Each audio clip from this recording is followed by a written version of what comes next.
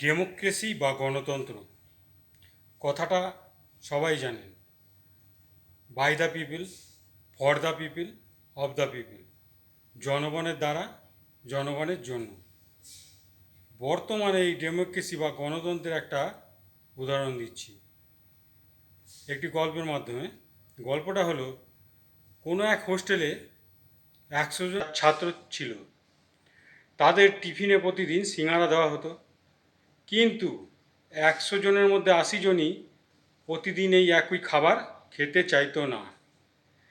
তারা টিফিনে অন্য খাবার দেবার জন্য সুপারের কাছে আবেদন জানান, কিন্তু বাকি 20 জন প্রতিদিন সিঙাড়াই খেতে চাইল। অবশেষে হোস্টেলের সুপার ভোটের ব্যবস্থা করলেন এবং বললেন, যে খাবার সর্বাধিক ভোট পাবে সেই খাবারই প্রতিদিন টিফিনে দেওয়া হবে।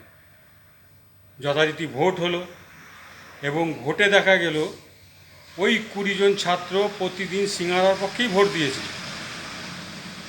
কিন্তু বাকি 80 জন ভোট দিয়েছে ঠিক এইভাবে: ডাল পুরি 18 জন, পরোটা ও সবজি 16 জন, রুটি ও ছোলার ডাল 13 জন, মাখন পাউরুটি 11 জন, নুডলস 10 জন, ভেজিটেবিল রোল 7 জন, এগ টোস্ট 5 জন।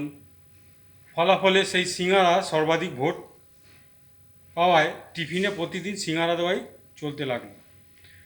তাহলে মরাল অফ দ্য স্টোরি কী হলো?